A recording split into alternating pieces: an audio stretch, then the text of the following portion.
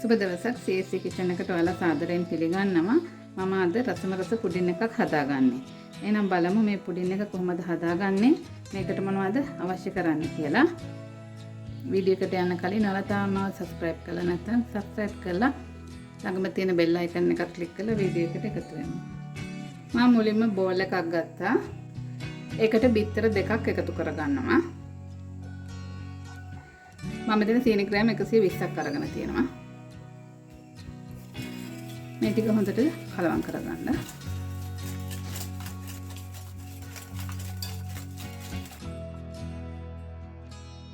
ඒකට කෝන්ෆ්ලවර් මේසෙන්ද 5ක් එකතු කරගත්තා. කෝන්ෆ්ලවර් ටිකක් දාලා මේක කලවම් කරගන්න.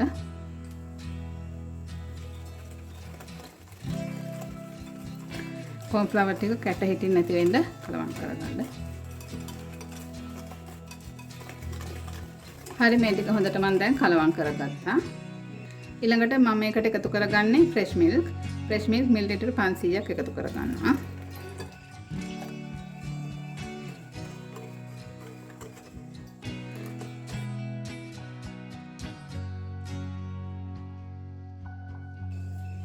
ඔයගලන්ට ෆ්‍රෙෂ් මිල්ක් වෙනුවට පිටිකිරි පොල් කිරි ඕනම දෙයක් එකතු කරගන්න පුළුවන්. ෆ්‍රෙෂ් මිල්ක් ටිකක් දාලා මේ විදිහට හොඳට කලවම් කරගන්න. ඊළඟට මම මේකට වැනිලා තේ හැන්දක් විතර එකතු කරගන්නවා.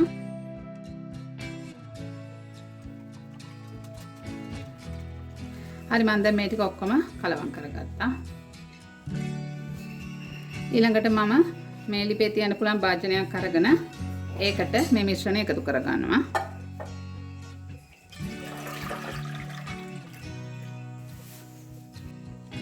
අපි දැන් මේක ලිපේ තියාගමු. හරි මම දැන් මේ මිශ්‍රණය ලිපේ තියාගත්තා.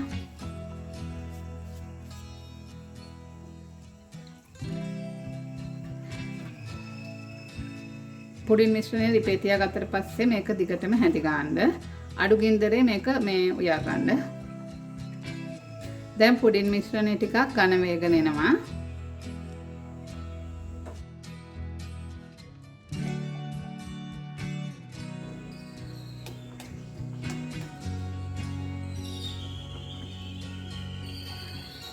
දැන් මේ පුඩින් මිශ්‍රණය ලිපේ තියාගත්ත ඇති. අපි දැන් ලිපෙන් අයින් කරගමු. මෙන්න මේ වගේ කැඩි කැඩි වැටෙන ප්‍රමාණයට ඝන වුණාම ඇති. මම දැන් ලිප ඔෆ් කරගන්නවා.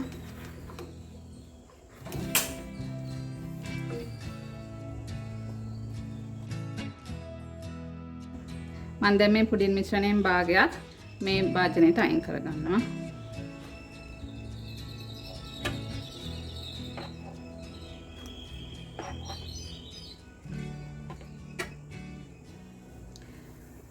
ඊළඟට මම මෙතන කොකෝ පවුඩර් මේසෙ හැන්දක් අරගෙන තියෙනවා. ඒක මේ පුඩින් මිශ්‍රණයට එකතු කරගන්නවා.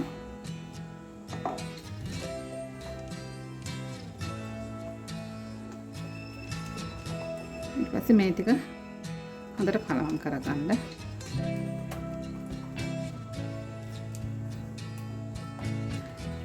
මේ පුඩින් මිශ්‍රණය රස්නි පිටින්ම මේ විදිහට කොකෝ පවුඩර් ටික දාලා හොඳට කලවම් කරගන්න. කොකෝ පවුඩර් ටික මේ විදිහට හොඳට දිය වෙන්නේ නැහැ වගේ නම් ටිකක් ලිපේ තියලා කලවම් කරලා ගන්න. හරි මම දැන් මේක ටිකක් පැත්තකින් තියාගන්නවා. මම ඊළඟට පුඩින් එක දාන භාජනය මේ විදිහට තෙල් චුට්ටක් ගාලා ගත්තා. ඔයගලන් තෙල් ටිකක් හරි බටර් ටිකක් හරි ගා ගන්න පුළුවන්. මම දැන් මේ කොටසට චොකලට් ටිකක් මේ විදිහට කපලා එකතු කරගන්නවා. මම මෙතන එකතු කරගත්තේ අපි කන සාමාන්‍ය චොකලට් එකක්. මේක එකතු කරගනිද්දී පුඩින් මිශ්‍රණය ගොඩාක් රස්නේ පිට එකතු කරගන්න එපා. ටිකක් රස්නේ තිබුණට කමක් නැහැ. නැත්නම් චොකලට් කෑලි ටික දිය වෙනවා. ඊට පස්සේ ඒ ටික මේ විදිහට පොඩ්ඩක් කලවම් කරගන්න. කලවම් කරලා පුඩින් භාජනයට එකතු කරගන්න.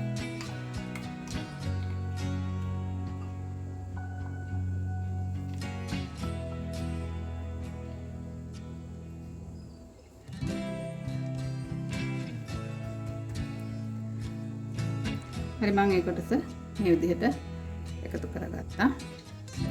හරි ඊළඟට මම මේ පුඩින් මිශ්‍රණය මේ ටික ගත්තා. ඒකට මම white chocolate ටිකක් මේ විදිහට කපලා එකතු කරගන්නවා.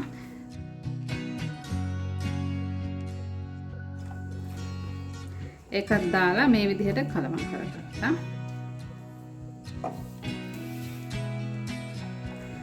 කලවම් කරගෙන මේක උඩින් එකතු කරගන්නවා.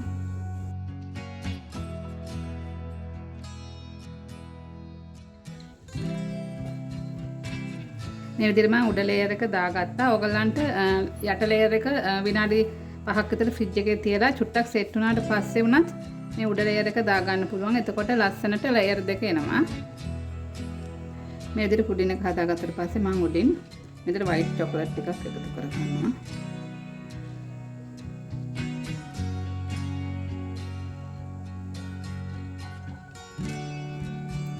හරි දැන් මේ පුඩින් එක නිමිලා තියෙන්නේ. මම මේක ටිකක් වෙලා ෆ්‍රිජ් එකට දාගන්නවා කූල් වෙනකන්. හරි මම දැන් පුඩින් එක කූල් වෙනකන් පැය දෙක තුනක් ෆ්‍රිජ් එකේ තියලා තාම එළියට ගත්තේ. මේ පුඩින් එක මේක එච්චර ඝනකමට නෑ, කැලි කපා ගන්න පුළුවන් ප්‍රමාණය නෑ. මේක නිකන් ක්‍රීමි ගතියට තමයි මේ පුඩින් එක තියෙන්නේ. මේකට චොක්ලට් කැලි එකතු කරගන්නකොට චොක්ලට් කැලි ටික දී වෙන්නේ නැති වෙන්න දා ගන්න ඕනේ. චොක්ලට් කැලි හැපෙනකොට හරිම රසයි. මේ බලන්න මේක හොඳට ක්‍රීමි ගතියට තමයි මේ පුඩින් එක තියෙන්නේ. මේක හරිම රසයි මේ පුඩින් එක. එහෙනම් ඔයාලත් මේ රස පුඩින් එක හදලා බලන්න. වීඩියෝ එක හොඳ නම් ලයික් කරන්න, ෂෙයා කරන්න, කමෙන්ට් කරන්න. නැවත වීඩියෝ එකකින් හමු වෙනකන් ඔයාලට සුබ දවසක්.